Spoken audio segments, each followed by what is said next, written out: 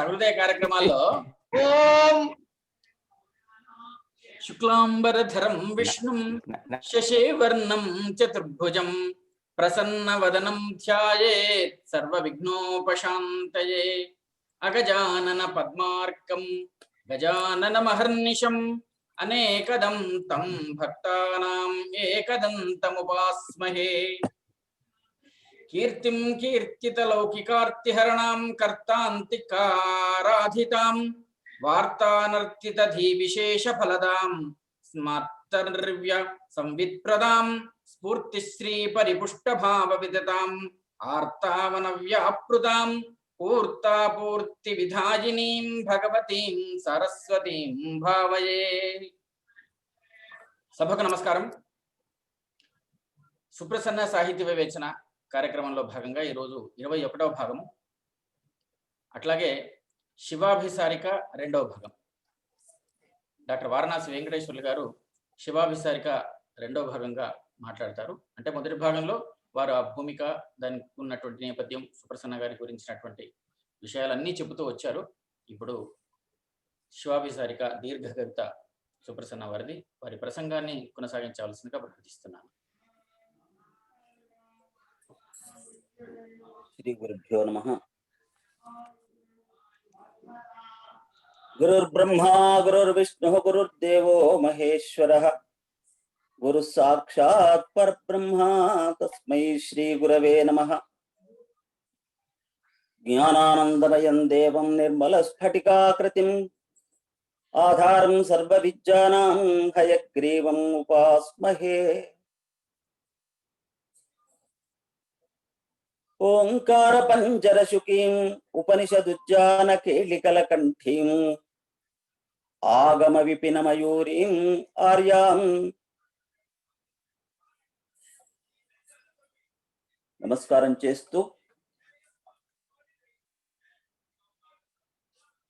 జగత్తులోని అంధకారాన్ని పటాపంచలు చేసి జ్ఞానాన్ని అనుగ్రహించేటువంటి ఈశ్వర స్వరూపంగాను గురుస్వరూపంగాను ఆత్మస్వరూపంగాను వెలుగొందుతున్నటువంటి ఈశ్వరో గురుః ఆత్మేతి మూర్తిభేద విభాగినే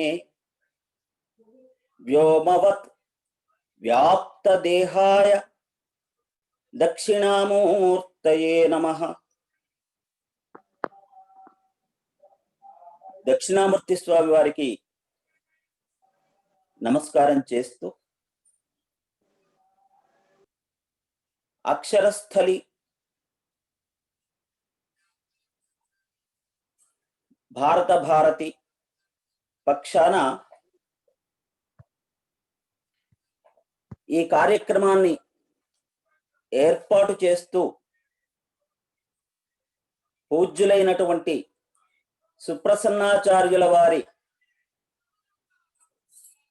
కావ్య స్వరూపాలను సహృదయులకు అందిస్తున్నటువంటి మాన్య మహోదయులందరికీ కూడా పేరు పేరున హృదయపూర్వకమైనటువంటి నమస్కారాలు సమర్పిస్తున్నాను. అలాగే సాహిత్య రస ఆస్వాదనం చేస్తూ నాబోటివాడు తెలిసి తెలియక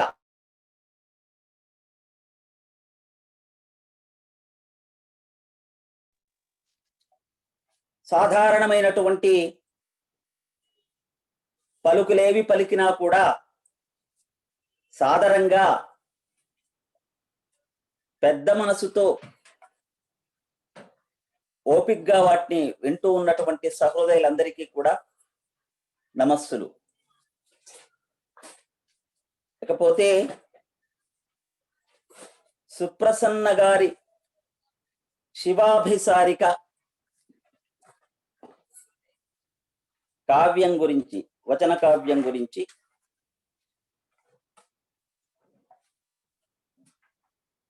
నాకు తోచిన 4 మాటలు ఇచ్చిన సమయాన్ని దృష్టిలో పెట్టుకొని మీ అందరి ముందు ఉంచటానికి ప్రయత్నం చేస్తాను.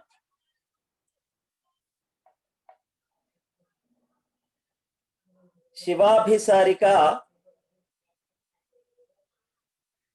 ఒక ఆర్తి నుంచి జనించినటువంటి కావ్యం. ఈ ఆర్తి అనబడేటువంటిది లోక సాధారణంగా మనము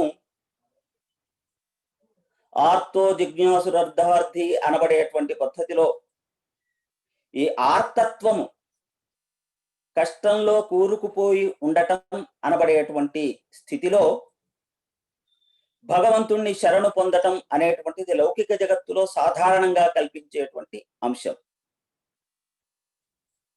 ఇలాంటి ఆర్తి సజ్జనులకు సుఖ సమయంలో కూడా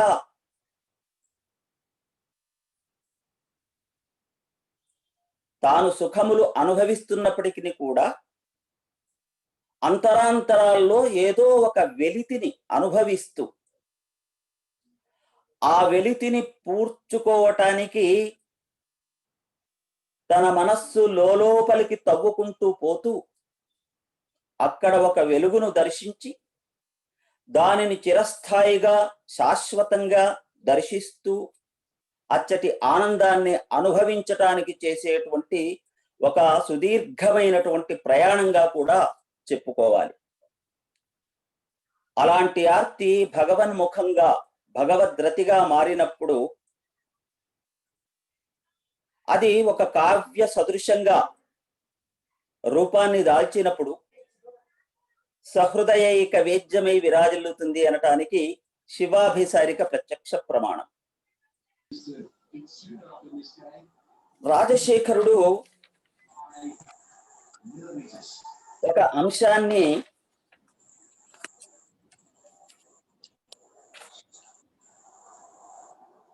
చెప్పారు కవుల గురించి. శబ్ద అర్థ శాసన విధ కతినో కవంతే.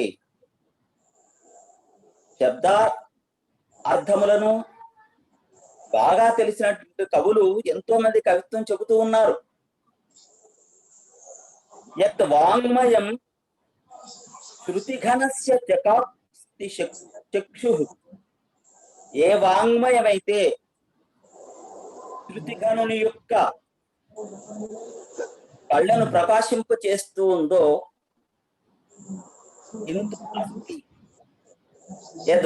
నవం సదుక్తి సందర్భేణాం సధురితస్య గిరః పవిత్రాః. ఆ గొప్పనైనటువంటి శృతిఘనుడైనటువంటి యొక్క కవి యొక్క వాక్కులు పవిత్రములైన వాక్కులుగా ఉంటాయి అని. శృతిఘనుడైనటువంటి కవి యొక్క వాక్కులు నవనవోన్మేషములై సత్ ఉక్తి భరితములై పవిత్రములై ఉంటాయి. సత్ ఉక్తి భరితములు అంటే చక్కనైనటువంటి మాటలతో కూడి ఉండటం. అలాగే సత్ ఉక్తి అన్నప్పుడు సత్ పదార్థము గురించి చెప్పినటువంటి ఉక్తులు అనబడేటువంటి అర్థం కూడా తీసుకోవచ్చు. సత్పదార్థము భగవంతుడు.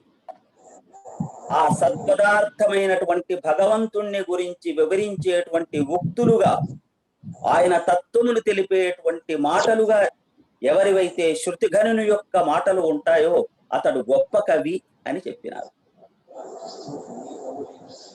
ఇక్కడ ఈ చెప్పబడ్డటువంటి శృతి ఘనత్వం పూజ్యులైనటువంటి సుప్రసన్నాచార్యుల వారిలో మనకు ఈ కావ్యం ద్వారా వెల్లడి అవుతుంది.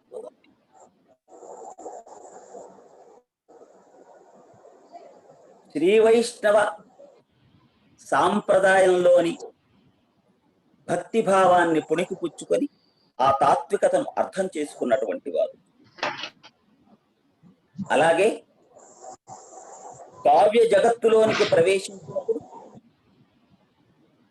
విశ్వనాథాదుల యొక్క సాహిత్య మర్మాన్ని తెలుసుకున్నటువంటి వారు. ఆ విధంగానే విద్యార్థి దశ నుంచి పరిణతి దశ వరకు వచ్చేంత వరకు కూడా విశ్వనాథ వెంకటేశ్వరులు వంటి వారి ద్వారా శ్రీ విద్యాపరమైనటువంటి గొప్పతనాన్ని చవి చూసి వారి బోధల ద్వారా వంట పట్టించుకున్నవారు. ఒకానొక దశలో హనుమకొండ, వరంగల్లు ప్రాంతం శ్రీ విద్య గూర్చినటువంటి చర్చలకి, శ్రీ విద్య గూర్చినటువంటి పరస్పర అభిప్రాయ ఆదాన ప్రదానాలకు వేదికగా ఉంది. మహానుభావులు ఎందరో అక్కడ ఉంది. అలాగే కంచి పరమాచార్యుల వారు, శివానందమూర్తి గారు వంటి గురువుల సాన్నిధ్యాన్ని అనుభవించటం, రమణ మహర్షి యొక్క ప్రభావం తమ పైన పడటం, అరవిందుల యోగ భూమికల్లోకి ప్రవేశించటం, తెలుగు సాహిత్యాన్ని ఆపోషణ పట్టడం, తెలుగు అంటే తెలుగే కాదు సంస్కృతం కూడా, అత్యాధునికమైనటువంటి మనోవైజ్ఞానిక శాస్త్ర విషయాలను భారతీయమైనటువంటి దృక్పథంతో గమనించటం, ఇవి అన్నీ కూడా వారికి శృతి ఘనత్వాన్ని ఆపాదింప చేస్తూ ఉన్నవి. అలాంటి వాడు కవిత్వం చెబితే ఎలా ఉంటుందో అలాగా ఉంటుంది శివాభిసారిక. ఈ శివాభిసారిక ఒక పరమ ప్రయోజనాన్ని గురించి చెప్పినటువంటి, అంటే ఏ రకమైనటువంటి కవిత్వంగా మన వాళ్ళు చెప్పారో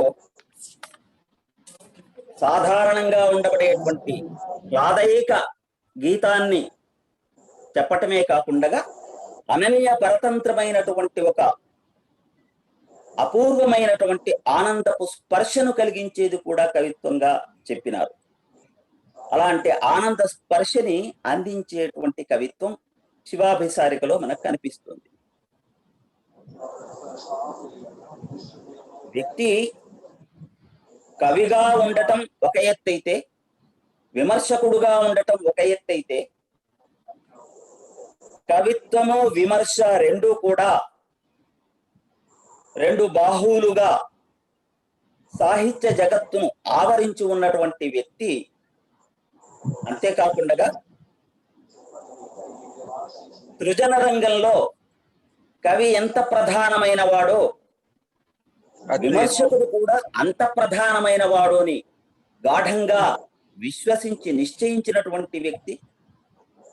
ఆయన కవిత్వం రాస్తే అది ఇలా ఉంటుంది. విశ్వనాథ వారి యొక్క సాహిత్య మార్గాన్ని పుణికి పుచ్చుకున్నటువంటి వారే కాకుండా వారి మార్గాన్ని తన సాహిత్యంలో ప్రతిబింబింపజేసిన వారుగా కూడా సుప్రసన్న గారు దాని ముందుకు తీసుకువెళుతున్నటువంటి వ్యక్తిగా కూడా వారు కనిపిస్తారు. కాబట్టి వారి కావ్యాన్ని అధ్యయనం చేయటానికి సాధారణమైనటువంటి నాబోటి వ్యక్తులకి కొంత కష్టపడితే తప్పిస్తే అది సాధ్యం కాదు. కానీ పెద్దవాళ్ళే చెబుతున్నట్టుగా కావ్యం అర్థం కాకపోతే అది కవి తప్పు అని కవి పైన నెట్టడం ఏదైతే ఉందో ఇది ఆధునిక కాలంలో చేసుకున్నటువంటి ఆత్మవంచన. కవిని అందుకోవటానికి రసజ్ఞుడు ప్రయత్నించటం ఏదైతే ఉందో అది సహృదయుడు చేయవలసినటువంటి సాహిత్య సేవ. ఈ రెండు అంశాలను కూడా వారు బాగా పరామర్శించారు. అభిముఖముగా చెప్పే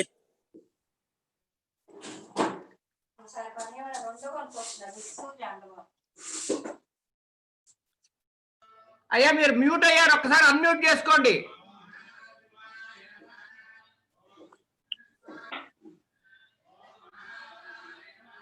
ఇప్పుడు వినపడుతుందండి? వినపడతా, చెప్పండి. చాలాసేపు అయిందా గురువు గారు? లేదు లేదు లేదు. యదభిముఖముగా చెప్పిరో ఎల్లదాని తదభిముఖముగా చూచుట ధర్మమొప్పు.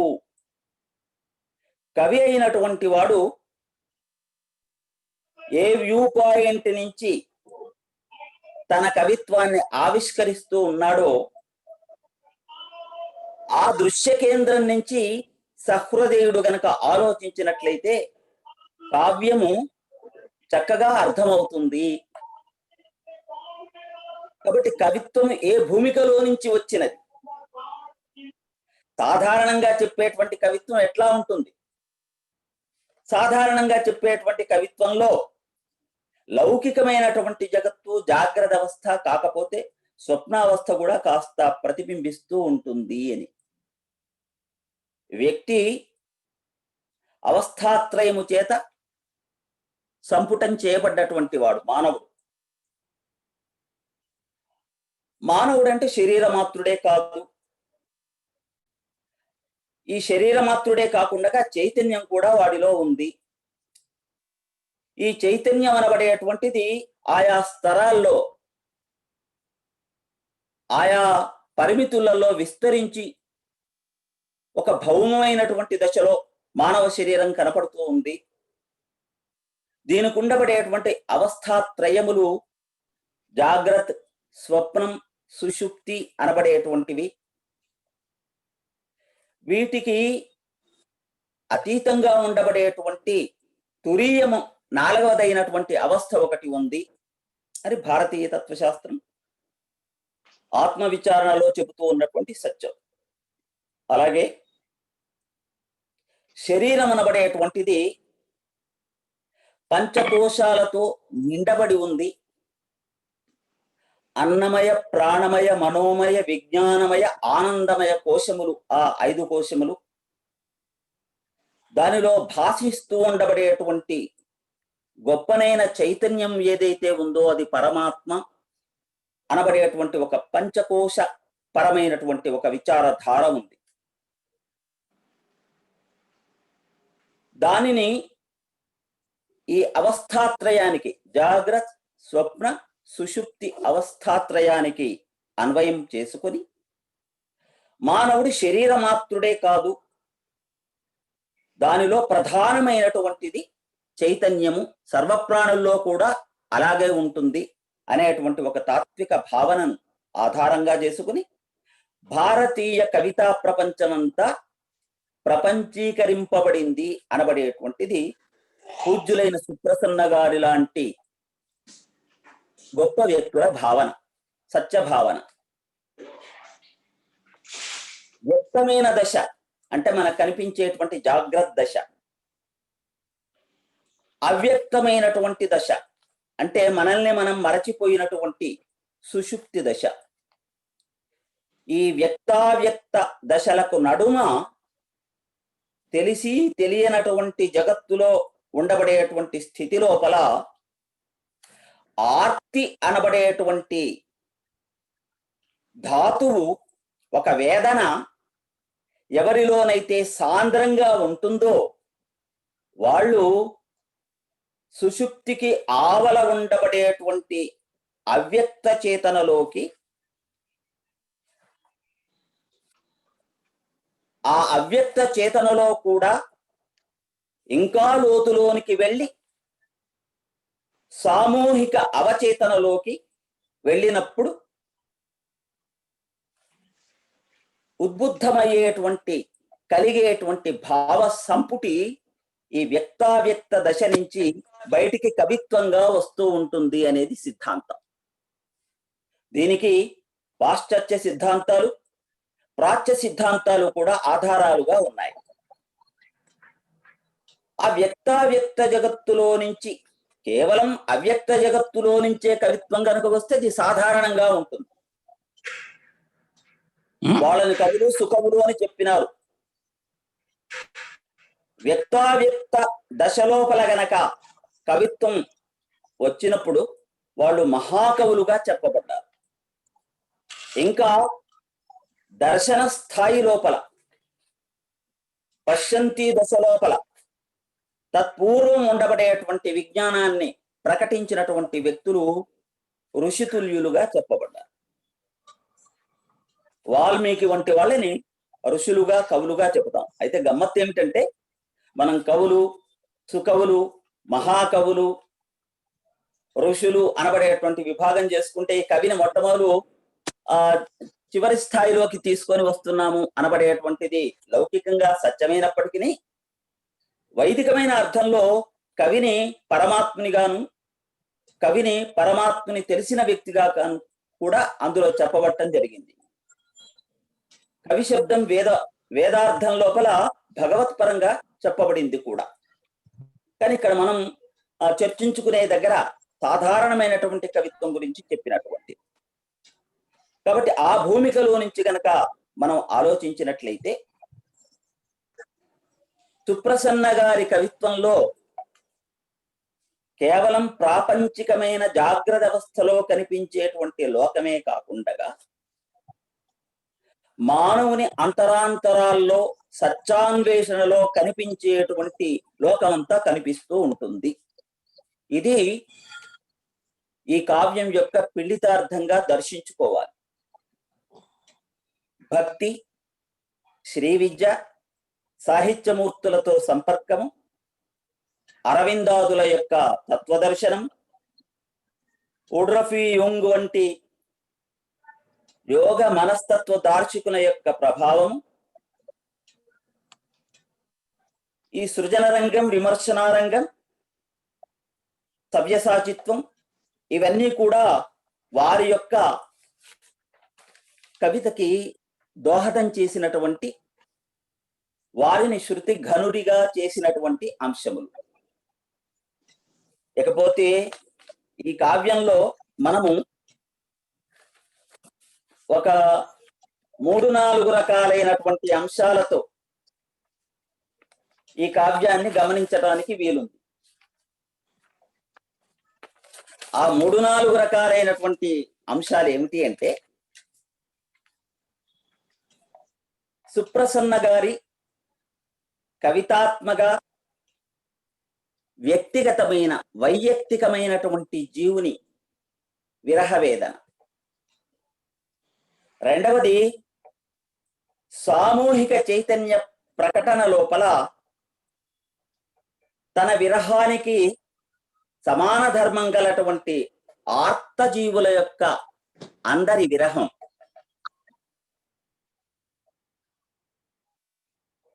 ధ్యాన దశలో, ఆలోచన దశలో, లోకాంతర సాధనా దశలు, భక్తి, రసం, జ్ఞానం, యోగం అనబడేటువంటి అంశాలు, శృతి, స్మృతి, పురాణ, మనోవిజ్ఞాన శాస్త్ర రహస్య కథనాలు, ఇవి ఈ చిన్న కావ్యంలో మనకు కనిపిస్తాయి. 41 ఖండిక ఉండబడేటువంటి శివాభిసారికలో ఇవి వడుగు పేకలాగా అల్లుకొని పోయి ఉంటాయి. మహాకవులు తమ యొక్క కావ్య ద్రవ్యాన్ని, కావ్యానికి కావలసినటువంటి మౌలికమైనటువంటి పదార్థాలను ఎక్కడ నుంచి తెచ్చుకుంటారు అంటే, శృతుల నుంచి, స్మృతుల నుంచి, పురాణాల నుంచి, పూర్వ కవుల నుండి అని కూడా కావ్యమీమాంస చెప్పింది. వీటిని కావ్యార్థ యోనులు అని చెప్పినారు. నమోస్తు తస్యై శ్రుతయే యాం దుహంతి పదే పదే ఋషయః శాస్త్రకారాశ్చ కవయశ్చ యథామతి. ఋషులు, శాస్త్రకారులు, కవులు యథామతిగా తమ యొక్క శక్తిని అనుసరించి శృతుల యొక్క అర్థాలను తమ యొక్క కావ్య వస్తువులోనికి తెచ్చుకుంటారు. అలాంటి ఆ మౌలికమైనటువంటి ఆగారానికి, అలా తెచ్చుకునే సామర్థ్యం గల కవులకు మొదలైన వారికి నమస్కారము అంటూ దాన్ని ప్రారంభించారు. అక్కడ మహాకవి, ఒక గొప్ప కవి కావ్యార్థాన్ని సంపాదించుకోవటంలో, కావ్య పదార్థాన్ని సంపాదించుకోవటంలో మౌలికంగా ఇక్కడిక్కడి నుంచి వస్తువులను సేకరించుకోవటం జరుగుతుంది. సుప్రసన్న గారి శివాభిసారికలో కూడా వైదికమైనటువంటి శృతి, పురాణ ఆదుల నుంచి, ఇతిహాస ఆదుల నుంచి తీసుకు వచ్చినటువంటి తత్పూర్వ కవిత్వంలో ఉండబడేటువంటి తమదైనటువంటి ముద్రతో కూడినటువంటి అభివ్యక్తి ఈ శివాభిసారికలో కనిపిస్తుంది. రెండవది భక్తి,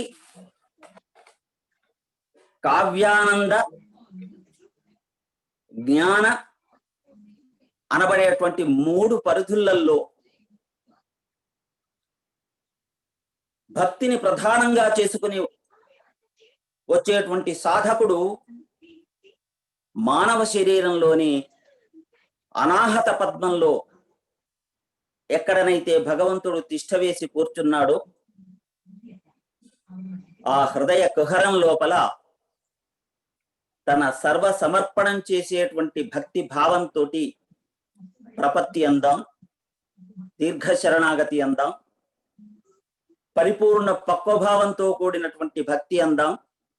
అక్కడ దైవ సన్నిహితుడవుతాడు. అతి నికట స్థితికి, అతి సమీప స్థితికి హృదయ కుహరంలో చేరుకుంటాడు అని. కావ్యానందాన్ని అనుభవించేటువంటి వ్యక్తి తన స్థానంగా ఆజ్ఞాచక్రాన్ని, భ్రూమధ్యాన్ని ఎక్కడనైతే కవిత్వం రసస్వరూపంగా సాక్షాత్కరిస్తుందో, శివస్వరూపంగా సాక్షాత్కరిస్తుందో అది ఆయన గమ్యంగా ఉంటుంది. రమణుల వంటి జ్ఞానులు తమ సహస్రారమునందు భగవంతునితో రమిస్తారు అని. ఈ 3 దశలు కూడా భగవంతునికి అతి నికటంగా ఉండబడేటువంటి స్థితులు. ఒక భక్తుడు, ఒక రసావతారమైనటువంటి కవి, ఒక యోగి పుంగవుడు భగవంతుణ్ణి స్పృశించేటువంటి స్థాన విశేషాలుగా చెబుతూ ఉండటం పెద్దల ద్వారా ఇది మనకి సంక్రమిస్తున్నటువంటి సంపద.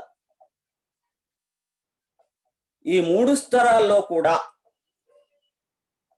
వ్యక్తి పడేటువంటి వేదన ఏదైతే ఉందో ఆ వేదన మనకి ఇందులో కనిపిస్తూ ఉంటుంది. ఇకపోతే ఈ కావ్యం శివ అభిసారికగా మృత్యుంజయుడు, వైరాగ్య సంపన్నుడు, శ్మశానవాసి అయినటువంటి శివుడు అపురూపమైనటువంటి సుందరమైనటువంటి మూర్తిగా ఉండబడేటువంటి స్థితిని వర్ణించిన విధం కావ్యంలో కనపడుతుంది. కృష్ణునికి శివునికి అభేదాన్ని పాటించినటువంటి విధానం ఇందులో మనకు కనిపిస్తుంది.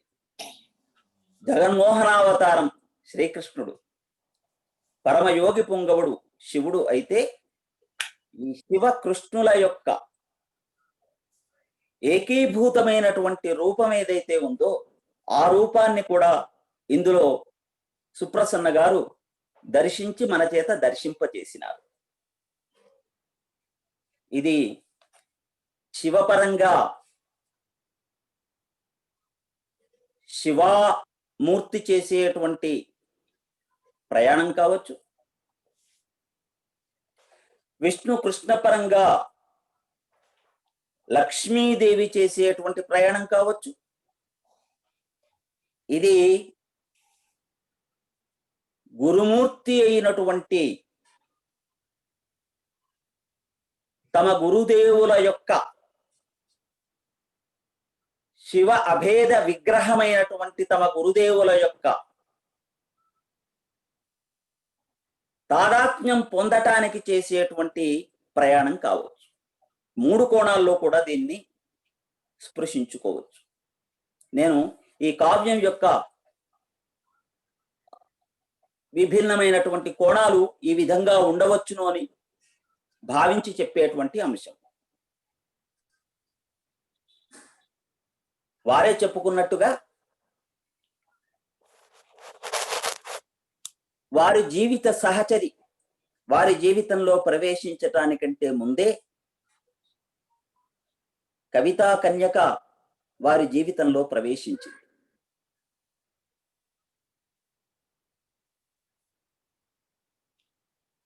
జీవిత సహచరి ఎడబాటు కలిగినప్పటికీ కవితా సహచరి యొక్క ఎడబాటు కలుగలేదు. ఎంత ఈసడించుకున్నా, నువ్వు అక్కర్లేదు అన్నా కవిత వెంటపడే వస్తూ ఉన్నది.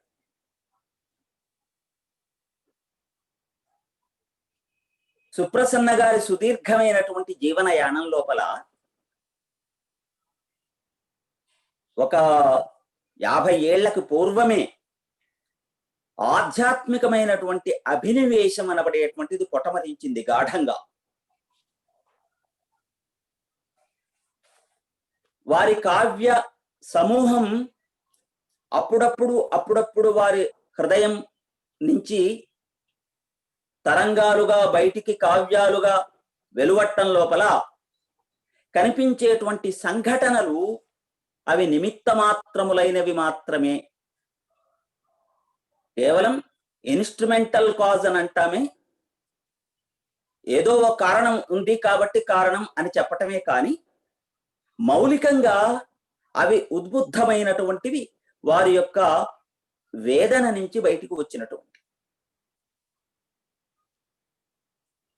రామకృష్ణ పరమహంస చెబుతూ ఉంటారు అప్పుడప్పుడు, కొబ్బరికాయ ఆ పీచు తీసిన తర్వాత టెంకే ఉంటుంది, లోపట గువ్వ ఉంటుంది, లోపట నీరు ఉంటుంది. సాధారణమైనటువంటి మానవుని యొక్క పరిస్థితి ఈ నారికేళం వంటిదట. మనిషి అంతర్ముఖుడైనప్పుడు అతనిలో ఉండబడేటువంటి పరిస్థితి క్రమక్రమంగా ఎట్లా అవుతుంది అని చెప్పారంటే, సజలమైనటువంటి నారికేళం ఆ జలం లేకుండా అవుతుంది. టెంకెకు అతకబడ్డటువంటి కండ ఏదైతే ఉందో క్రమంగా అది గట్టిపడి శుష్కిస్తూ ఉంటుంది. అది శుష్కించినప్పుడు సంపూర్ణమైనటువంటి దశ ఏర్పడితే ఆ నారికేళంలోనే పైకి టెంక అట్లాగే ఉంటుంది. ఊపి చూస్తే ఆ కొబ్బరి ఏదైతే కురిడి ఉంటుందో అది శబ్దం చేస్తూ దానికి అంటకుండా ఉంటుంది. జ్ఞాని అయిన వాడు అదిగో ఆ దశలో ఉంటాడు. కొబ్బరి కురిడి ఎట్లాగైతే నారికేళ ఫలంలో ఉంటుందో, శుష్కమైనటువంటి నారికేళ ఫలం ఎట్లాగా తనకి ఆశ్రయం ఇచ్చినటువంటి భౌతికమైన ఉపాధి ఇచ్చిన దానితో అంటి ముట్టనట్టుగా ఎట్లా ఉంటుందో, సాధకుడైనటువంటి వాడు ఒక పరిపూర్ణమైన దశకు చేరినట్లయితే ఆ స్థితిలో ఉంటాడు. ఆయనలో ఈ సాధన ఒక 50 ఏళ్ల క్రిందమే ఈ ప్రారంభమైంది కాబట్టి ఆ సాధన యొక్క పరాకాష్ఠ స్థితిగా శివాభిసారిక ప్రకటితమైంది. జీవితంలో వచ్చేటువంటి ఆటుపోటులు, మానవ మాతృడికి వచ్చేటువంటి రకరకాలైనటువంటి భరించలేనటువంటి కష్టాలు, దుఃఖాలు, ఆవేదనలు కవి అనుభవించినప్పటికీ ఆ లౌకికమైనటువంటి కష్ట దుఃఖాలకు అతీతంగా తన వేదనను త్రవ్వుకుంటూ పోతే ఏర్పడ్డటువంటి ఒకానొక భావ సంపదని దీని ద్వారా తెలిపారు. మనకి ఈ అంశాలకి అనుకూలంగా 4వ ఖండికలో చెప్తారు. కంచుకం వదులుగా జారగా కదులుతూ నడుస్తూ పరుగులెత్తుతూ కీకారణ్యాలు, మిహికాచల పాదదేశాలు, ఆశ్రమాలు, మధ్యలో వాతాపి ఎల్వలులు, తీవ్ర వ్రతాలు, కామాచారాలు, శిలాకంటక వికీర్ణమైన త్రోవ అంటూ అభిసారిక యొక్క మార్గాన్ని వర్ణిస్తూ అభిసారిక స్థితిని కూడా వర్ణించినారు. ఇక్కడ కంచుకం వదులు జారగా అనబడేటువంటి కీలకమైనటువంటి పద సంయోజనాన్ని తీసుకుంటే కంచుకం అంటే మనం వేసుకునే చొక్కా, మనం వేసుకునేటువంటి ఒక వస్త్ర ఆవరణ. కంచుకం వదులుగా జారగా అనటంలో శివాభిసారిక తన అన్వేషణ, తన ప్రియుడి యొక్క అన్వేషణ మార్గంలో వెళుతూ ఉన్నప్పుడు ఈ కంచుకం వదులు కావటం అనబడేటువంటిది ఒక దశ. మనం ఇప్పటి వరకు ముచ్చటించుకున్నటువంటి వేదాంతపరమైనటువంటి అర్థం లోపల పంచ కంచుకిత శివో జీవ, పంచ కంచుకిత శివ జీవ. శివుడికి 5 చొక్కాలు వేస్తే జీవుడవుతున్నాడు. నిష్కంచుక జీవ శివ. కంచుకములన్నీ తొలగిపోగా ఉండబడేటువంటి కేవల చైతన్య పదార్థము ఆ దశకు చేరినటువంటి వాడు ఈ దేహంలో ఉండబడేటువంటి వాడే శివుడు అంటూ పంచ కంచుకితుడైనటువంటి జీవుడే శివుడిగాను, నిష్కంచుకితుడైనటువంటి జీవుడు శివుడుగాను, కంచుకితుడైనటువంటి శివుడు జీవుడుగాను భాషిస్తున్నాడు అని శ్రీ విద్య వేదాంతం చెబుతూ ఉన్నది. ఈ పంచ కంచుకాలు అంటే మానవుడు సర్వకర్తృత్వ భావనని, అంటే అన్నీ కూడా తానే చేస్తున్నట్టుగా భావించటం, సర్వజ్ఞత్వ భావాన్ని, నిత్య తృప్తిత్వ భావాన్ని, నిత్యత్వ భావాన్ని, స్వతంత్రత్వ భావాన్ని, ఇవి ఐశ్వర్య సంపదలు, ఈశ్వర సంబంధమైన సంపదలు. ఈ ఈశ్వర సంబంధమైన సంపదలని మరచిపోయి అహంత ఆవరణలో ఉండి కర్తృత్వ భోక్తృత్వములు తానే చేస్తున్నాడు అనుకునేటువంటి దశ జీవదశ. దాని నుంచి బయటపడేటువంటిది ఒక్కొక్క కంచుకాన్ని తొలగించుకుంటూ బయటికి వచ్చేటువంటి దశ శివుడికి, అంటే భగవంతుడికి సన్నిధిలోనికి చేరటానికి వచ్చేటువంటి దశ.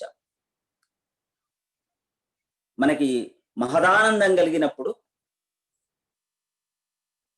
మన చొక్కాలు చెరిగిపోతాయా అన్నంత ఆనందం కలిగేటువంటి స్థితిని మహానుభావులు స్తోత్ర గ్రంథాల్లో వర్ణించినారు. నరం వర్షీయాంసం అంటూ సౌందర్య లహరిలో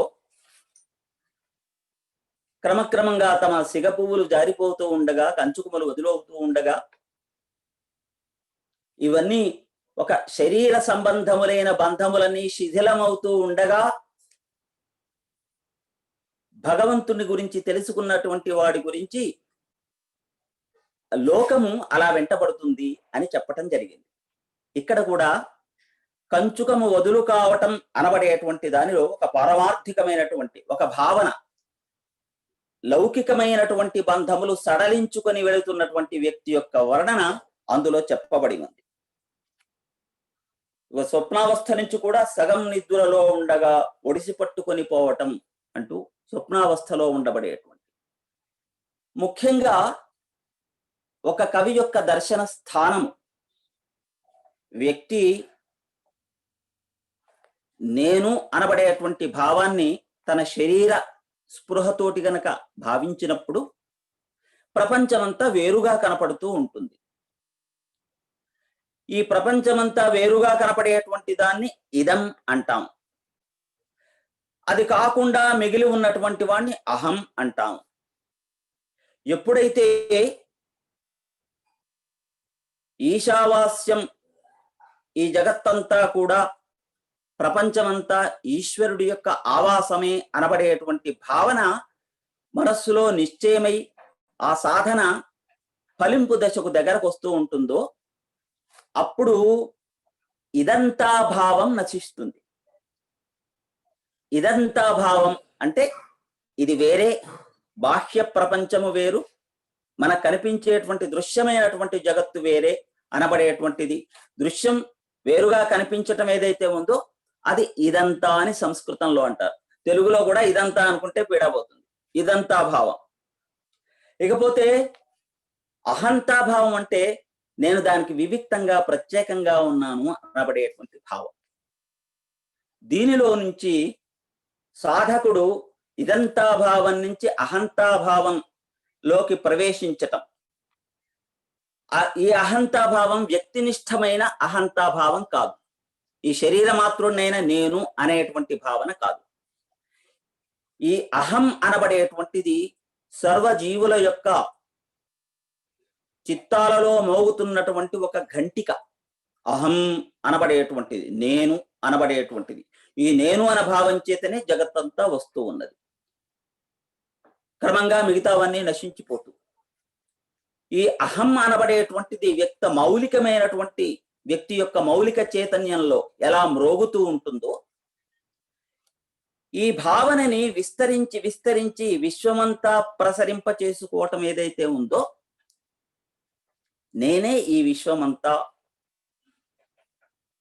అహం రుద్రేభిర్వసుభిశ్చరామ్యహమాదిత్యైరుత విశ్వదేవైః అహం మిత్రావరుణా ఉభాభిహన్యహమింద్రాగ్నియహమిష్వినోభా అని వైదికమైనటువంటి సూక్తంలో చెప్పినట్టుగా అమ్మవారు నేనే రుద్రుణ్ణి, నేనే ఆదిత్యుణ్ణి, నేనే వసువులను అని చెప్పినట్టుగా, అంటే అన్నింటిలో ఉండబడేటువంటి చైతన్యం ఒక్కటే అనబడేటువంటి ఒక పరాకాష్ఠ దశకు వచ్చినప్పుడు, అప్పుడు వ్యక్త జగత్తుకు అవ్యక్త జగత్తుకే కాకుండా వ్యక్తినిష్టమైన జగత్తుకు ఈ విశ్వంలో వ్యాప్తమైనటువంటి చైతన్యానికి మధ్యలో కూడా ఒక వారధి ఏర్పడుతూ ఉంటుంది. ఈ వారధిని వారేమన్నారంటే ద్యావా పృథువుల యొక్క ముడిగా చెప్పినారు. దివి పృథ్వీ, దివి తండ్రి, పృథ్వీ తల్లి, ఈ రెండూ కలిసేటువంటి గ్రంథి ఏదైతే ఉందో అది ముడి. ఈ రెండూ కలిసేటువంటి తత్వం ఏదైతే ఉందో, పృథ్వీమో జీవిని ప్రాపంచికమైనటువంటి మోహంలో పడవేస్తూ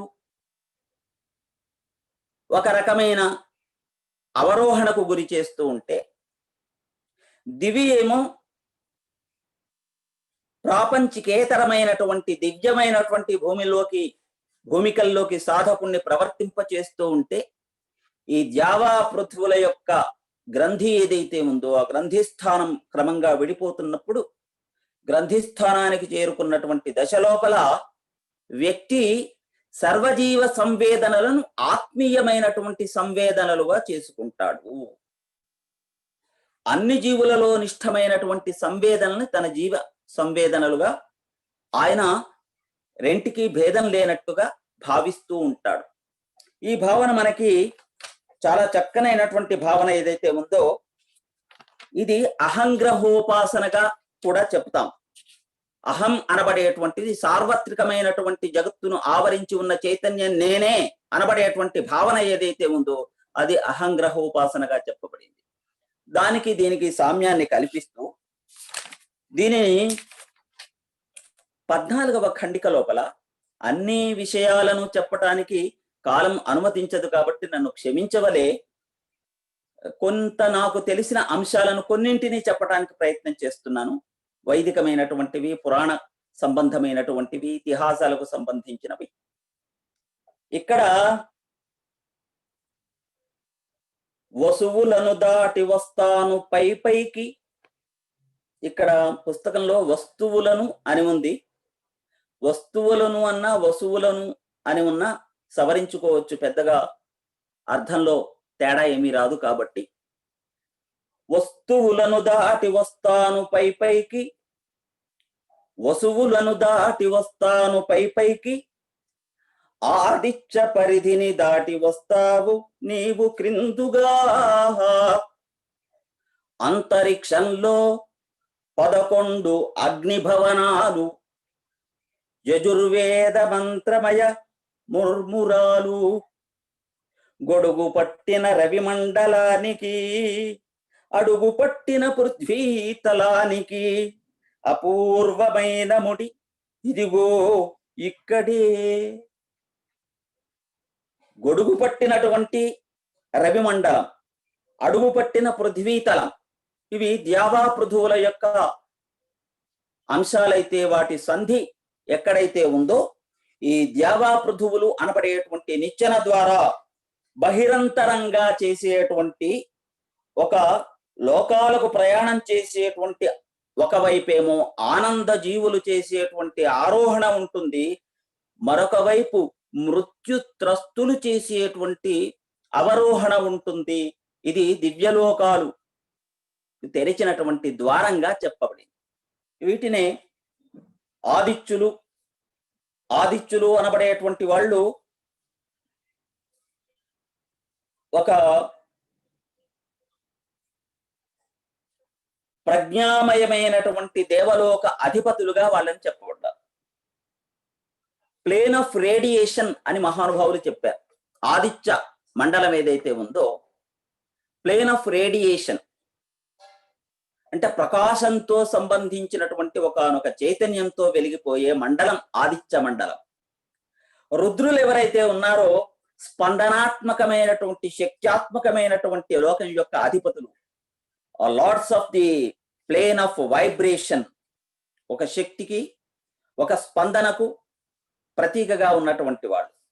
ఇకపోతే వసువులు ఎవరైతే ఉన్నారో వాళ్ళు ద్రవ్యాత్మకమైనటువంటి ప్రపంచానికి అధిపతులు, లార్డ్స్ ఆఫ్ మ్యాటర్. మనం సాధారణంగా 33 కోట్ల మంది దేవతలు అని చెప్పుకుంటాం సాంకేతికంగా. 33 సహస్రాణి 33 శతాని చ 33 దేవానాం సృష్టి సంక్షేప లక్షణ. 33 కోట్లు కావచ్చు, 33,000 కావచ్చు, 3300 కావచ్చు, 33 కావచ్చు. దేవతల లక్షణం, దివ్యమైన శక్తుల యొక్క లక్షణం ఇది అని చెప్పినారు. ఇక్కడ ఆదిత్యులు 12 మంది, ద్వాదశాదిత్యులు. రుద్రులు 11 మంది, ఏకాదశులు. 12, 11, 23. వసువులు 8 మంది, 23, 8, 31. ఇకపోతే మిగిలిన ఇద్దరెవరు అంటే అశ్విని దేవతలుగా ఎవరైతే సృష్టిని ఇనాగరేట్ చేస్తారో, ఎవరైతే సృష్టిని విత్డ్రా చేయటానికి సాధనభూతంగా ఉంటున్నారో అశ్విని దేవతలు ఇద్దరితో కలిపి 33 మంది దేవతల్ని ఇదే రుద్రంలో చివరి అనువాకం లోపల దివికి సంబంధించిన, అంతరిక్షానికి సంబంధించిన, పృథ్వీకి సంబంధించిన 33 దేవతలుగా రుద్రం చెప్పింది. అరవిందుల వారు చెప్పినటువంటి దివ్యతత్వం, ఆ దివ్యతత్వం భూమిలోనికి పృథ్వీలోనికి అవతరిస్తూ ఉన్నప్పుడు పృథ్వీలో ఉండబడేటువంటి సాధకుడు దైవాభిముఖంగా అభిసరణం చేస్తూ ఉన్నప్పుడు ఈ రెంటి యొక్క కలయిక ఏదైతే ఉందో అది జావా పృథువుల యొక్క గ్రంథిగా చెప్పుకోవటానికి అవకాశం ఉన్న స్థలంగా మనం భావించుకోవచ్చు. జీవి ఏమో ఆరోహణ క్రమంలో ఉంటాడు, భగవంతుడు దయాప్రపూర్ణుడు కాబట్టి అవరోహణం చేస్తూ ఉంటాడు. ఆ ఇద్దరు కలుసుకునేటువంటి 2 త్రిభుజములు కూడా సమ్మిళితమయ్యేటువంటి కేంద్ర బిందువు ఏదైతే ఉందో అది సుదర్శన చక్రం చెప్పినట్టుగా షడర సంహితమైనటువంటి 6 కోణములు కలిగినటువంటి సుదర్శన చక్రం ఏదైతే చెప్పబడి ఉందో ఆ సంహితలో చెప్పినటువంటి పద్ధతిలోనే 6 కోణాలతో కలిసినటువంటి ఆ భాగం ఏదైతే ఉందో అది భగవంతుడు జీవుడు కూడా అనుసంధానం చేసుకునేటువంటి హృదయ కేంద్రంగా భావించడం జరుగుతుంది. ఇక్కడ 14వ ఖండికలో ఆమె చెప్పింది, నీవు దిగి వస్తావు, నేను అధిగమిస్తాను అనబడేటువంటి ఒక భావన ఏదైతే ఉందో ఇది పారమార్థిక భావన. ఇకపోతే పౌరాణికమైనటువంటి పద్ధతుల్లో చాలా అద్భుతమైనటువంటి ఇతర భక్తులతో కలిపి తనను పోల్చుకుంటూ చెప్పినటువంటి భావనను తెలిపేది 33వ ఖండికలో ప్రతి జీవిలో కూడా ఒక ఆర్తి ఉంటుంది. వాడు మంచివాడు కావచ్చు, చెడ్డవాడు కావచ్చు. చెడ్డవాడని మనం అనుకోవచ్చు, వాడు స్వతహాగా చెడ్డవాడై ఉండి వానిలో ఉండబడేటువంటి మంచిని తవ్వుకుంటూ లోనికి పోయేటువంటి ఒకనొక దశకు చేరుకోవచ్చు, రావణాసురుడిలాగా. జయ విజయులు భగవంతుణ్ణి వరం కోరుకునేటప్పుడు వైరభావంతో 3 జన్మలు కావాలా, భక్తిభావంతో 7 జన్మలు కావాలా అంటే వైరభావంతో 3 జన్మల్లో మళ్ళీ శాప విమోచనం కావాలి అని కోరుకున్నారని పురాణ గాథ. వైకుంఠం ఋషులు రావటం, వాళ్ళని అడ్డగించడం, కోపం వచ్చి వాళ్ళు శపించటం, విష్ణువు అనుగ్రహంతో వాళ్ళకి వైరభావం కలిగిన 3 జన్మలు వాళ్ళిద్దరూ కూడా అనుభవించడం. భగవంతునికి దూరం కావటానికి ఏదైతే కారణం ఉందో ఈ వైరభక్తి అనబడేటువంటిది వాళ్ళ హృదయాంతరాల్లో ఎక్కడో మౌలికంగా బిందు రూపంలో ఉందన్నమాట.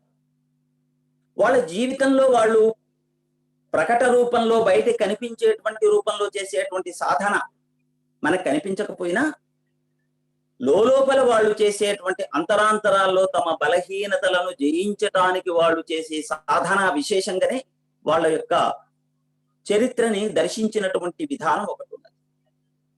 అంటే ఆర్తి అనబడేటువంటిది సకల జీవుల్లోనూ ఉంటుంది. భగవంతుడు కూడా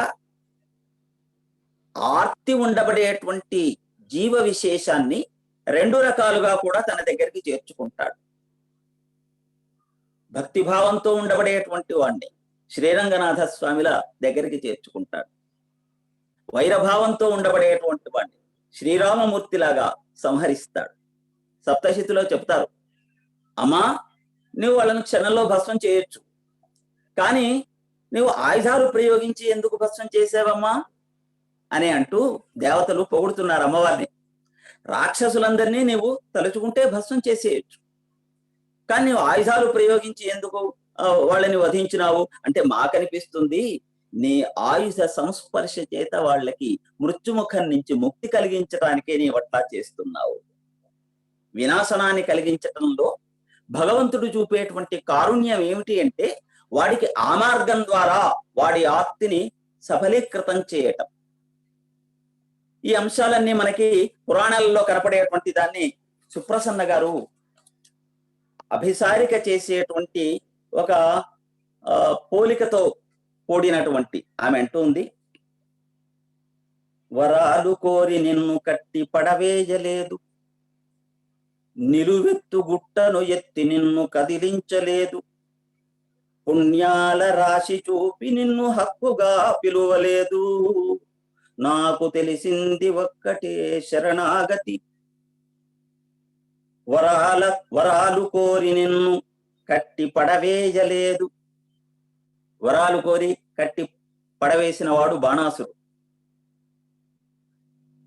నిలువెత్తి గుట్టనెత్తి నిన్ను కదిలించలేదు, నిలువెత్తి గుట్టను ఎత్తి కదిలించడానికి ప్రయత్నం చేసి పరాభవం పొందినటువంటి వాడు రావణాసురుడు.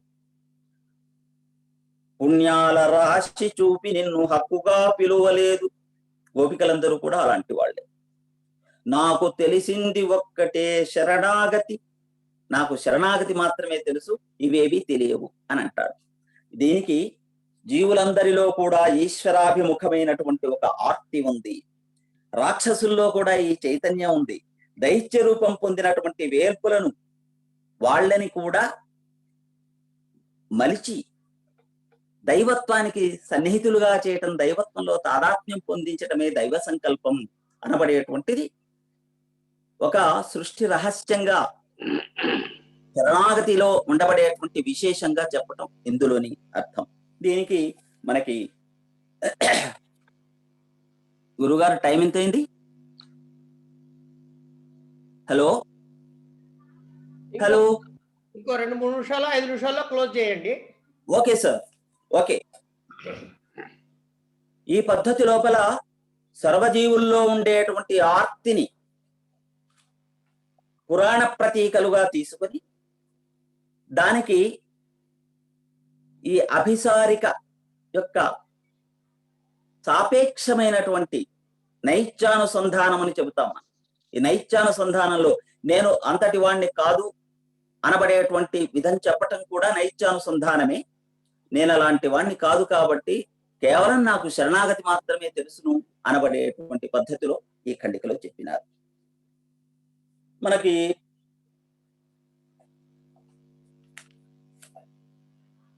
జీవుడు మకారమే మోగుతున్నాను అంటాడు. మాండ్యూక్య ఉపనిషత్తు లోపల ప్రణవాన్ని గురించినటువంటి వర్ణన చేస్తూ అద్భుతమైనటువంటి అంశాన్ని చెప్పిన అకారం ఉకారం మకారం అర్ధమాత్ర తురీయమైనటువంటి స్థితి, ఈ 3 అంశాలకు సంబంధించినటువంటి దాన్ని చక్కనైనటువంటి త్రిపురాసుర సంహారపు గాథతో దానికి ముడిపెడుతూ ఈ ప్రణవ ఉపాసన, పౌరాణికమైన త్రిపురాసుర సంహారం, ఈ రెండే కాకుండా వ్యక్తి ఆధ్యాత్మిక సాధన లోపల తనను తాను ఎలాగా బ్రహ్మ అనబడే లక్ష్యాన్ని చేరుకోవడానికి తాపత్రయపడుతూ ఉంటాడు, వ్యక్త జగత్తునంతా నాశనం చేసి అవ్యక్త జగత్తులోకి ఎలా ప్రయాణించదలుచుకుంటాడు, దానినంతా కూడా 36వ ఖండికలో వ్యక్త జగత్తునంతా సమరానికి సమాయత్తం చేసుకొని పద్మనాభుడు ఆయుధంగా కుదుర్చుకొని నీవు బయలుదేరగా రోదసి అంతా సంరంభం, స్థూల సూక్ష్మ కారణ వ్యక్తి ఆహుతయింది. ఇక్కడ ఒక అద్భుతమైనటువంటి అంశాన్ని వైదిక స్తరంలో, పౌరాణిక స్తరంలో, సాధనా స్తరంలో కూడా మూడింటిని నిబంధించినటువంటి ఒక అద్భుతమైన ఖండికగా ఇది కనపడుతూ ఉంటుంది. మనకు మహిమ్నంలో రథః క్షోణీ ఎంత శతధృతి అగేంద్రో ధనుః అథ రథాంగ్రే చంద్రార్కౌ రథచరణపాణి అంటూ వచ్చినటువంటి శ్లోకం ఏదైతే ఉందో దానికి మాండూక్య ఉపనిషత్తులో చెప్పినటువంటి ప్రణవ సాధన, పురాణాల్లో చెప్పినటువంటి ఈ త్రిపురాసుర సంహారం, వ్యక్తి సాధనలో ఉండబడేటువంటి మన శరీరంలో ఉండే 3 రకాలైన శరీరములు, స్థూల సూక్ష్మ కారణ శరీరములను జయించటం, ఇది ప్రతీకగా ఈ యొక్క ఖండిక లోపల చెప్పబడింది. తమ ఆభిజాత్యాన్ని చెప్పుకుంటూనే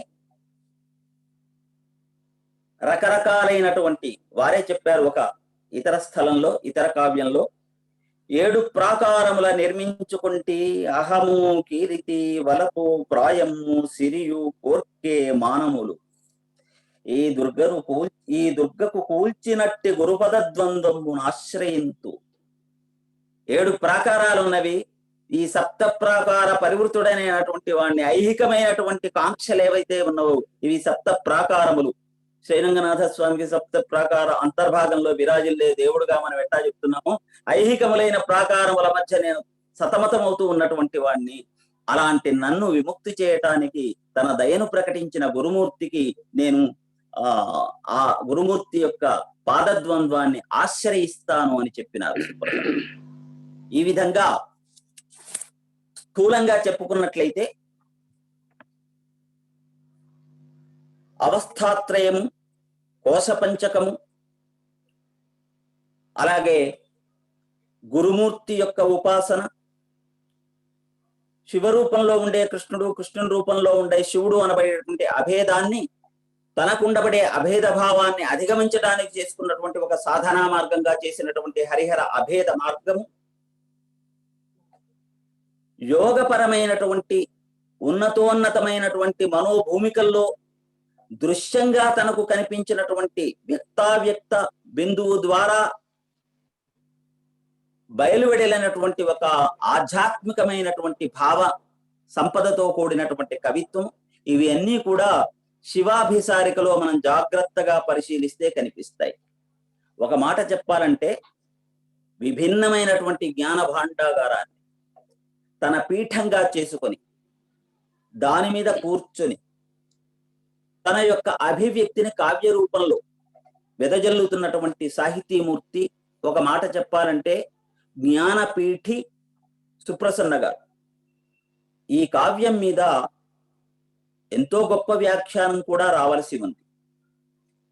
అలాంటి సత్కావ్యం గురించి సాధువులు దేన్నైతే సేవిస్తారో సత్కావ్య రసం, ప్రపంచమంతా రసస్వరూపం, పురుషుడు స్థాణువు పరమేశ్వరుడు, ఈ రసస్వరూపమంతా ఎవరి చుట్టూ తిరుగుతుందో ఆ రసాన్ని సృష్టించినటువంటి కావ్యం ద్వారా మనకు అందించినటువంటి జ్ఞానపీఠి అయినటువంటి, జ్ఞానపీఠి అంటే జ్ఞానపీఠం ప్రకటిస్తేనే వచ్చేదని కాదు, జ్ఞానపీఠం రేపు రేపు ప్రకటింపబడవచ్చు కూడా, అప్రకటిత జ్ఞానపీఠిగా చెప్పవచ్చు. అలాంటి జ్ఞానపీఠం పైన ఉండి వెలుగులు విరజిమ్ముతూ సాహిత్య సేవ చేస్తున్నటువంటి సుప్రసన్నాచార్యుల వారికి ఈ కావ్యం ద్వారా వారి సాహితీ సృజనను గురించి 4 మాటలు చెప్పే అవకాశం వారు ఈ కావ్యం ద్వారా ఇచ్చినందుకు వారికి ప్రథమంగా నమస్కారాలు చేస్తూ, ఈ వేదిక మీద ఏదో ప్రేలాపన చేయటానికి అవకాశం ఇచ్చినటువంటి మాన్యమిత్రులందరికీ హృదయపూర్వకమైనటువంటి నతులు సమర్పిస్తూ సెలవు తీసుకుంటున్నాను. శుభం. నమస్కారాలు. వారణాసి వారు మీకు నమస్కారం. అయ్యో నమో నమః. సార్ కుందావచల వారు, గిరిజామనవర్ గారు ఉన్నారా లైన్ లో? చెప్తా. మాట్లాడతారు. మాన్య మిత్రులు వెంకటేశ్వర్లు గారు, గురుగారు నమస్కారం. నమస్తే. చిన్న లఘు కావ్యంగా కనిపించే శివాభిసారికలో ఎంతటి అపూర్వమైనటువంటి విశేషాలు ఉన్నాయో, వేద ప్రామాణ్యంతో, ఉపనిషత్ ప్రామాణ్యంతో, పురాణ ప్రామాణ్యంతో చాలా సాధికారంగా సుప్రసన్న గారి కావ్యపు లోతుల్ని ఆవిష్కరించారు. వారి కవిత్వ నిర్మాణం అనేది ఎంత లోతుల్లోకి వెళుతుందో ఇది కేవలం సూచికలాగా మాత్రమే ఉంది. నిజంగా వారు అన్నట్టు మాత్రమే ప్రదర్శించిన ఈ స్థాళీ పులాకంగా మాత్రమే, న్యాయంగా మాత్రమే ప్రదర్శించిన ఇదే ఇంతగా ఉంటే దీనికి విస్తృతమైనటువంటి వ్యాఖ్యానం రావాల్సిన అవసరం ఉంది అన్నారు. అది కూడా వారు చేస్తే బాగుంటుందేమో. ఈ కార్యక్రమంలో పాల్గొని మాకు కొత్త మార్గాలను చూపినటువంటి మిత్రులు వెంకటేశ్వర్లు గారికి ప్రత్యేకంగా ధన్యవాదాలు తెలియజేస్తూ, ఈ కార్యక్రమంలో ధన్యవాదాలు తెలియజేయవలసిందిగా మిత్రులు కృష్ణమూర్తి గారిని ఆహ్వానిస్తున్నాను. అందరికీ నమస్కారం. ఈరోజు సుప్రసన్న గారి శివాభిసారిక కావ్యంలో ఉన్నటువంటి గిరిజమ్మనవర్ గారు అన్నట్టుగా సాహిత్యపు లోతుల్ని మనకు విశేషంగా తెలియజేసినటువంటి పెద్దలు డాక్టర్ వారణాసి వెంకటేశ్వర్లు గారికి ముందుగా అనేక కృతజ్ఞతలు తెలియజేసుకుంటున్నాం. ఈనాటి కార్యక్రమంలో చాలా మంది పెద్దలు, ముదురుపాటి వారు ఉన్నారు, ఇంకా చాలా మంది పెద్దలు ఉన్నారు. ఈ కార్యక్రమం సుసంపన్నమైంది. ఈరోజు సుప్రసన్నమైన అభివ్యక్తి సార్. వస్తున్నా క్లాస్ లోకి రా, వచ్చేసాయి, అయిపోయింది, ఇంకో క్లాస్ లో స్టార్ట్ అవుతుంది. వారణాసి గారు అన్నట్టుగా దీనికి విస్తృతమైనటువంటి వ్యాఖ్యానం రావాలి అని అన్నారు. గిరిజమ్మనవర్ గారి యొక్క మాటలను నేను సమర్థిస్తున్నాను. ఆ వ్యాఖ్యానం ఏదో వారి చేతినే వస్తే ఇంకా బాగుంటుంది అనేటువంటిది మా అభిప్రాయం. ఈ వేదిక ద్వారా వారికి విజ్ఞప్తి చేస్తున్నాను. ఈనాటి కార్యక్రమం సుసంపన్నం చేసినందుకు భారత భారతి సంస్థ పక్షాన, అక్షరార్చన వాక్స్థలి సమూహం పక్షాన పెద్దలందరికీ కృతజ్ఞత తెలియజేస్తూ ఈనాటి కార్యక్రమాన్ని శ్రీకృష్ణ స్థితితో ముగించుకుందాం.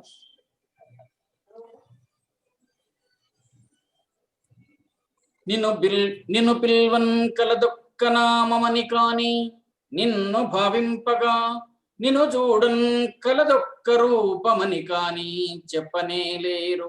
కావున నిన్బిల్చుట నిన్ను జూచుటయు నీవున్నట్లు భావించి చింతనగా వించుట సాధ్యమైన పనియేనా గోపికా వల్లభా. నమస్కారం.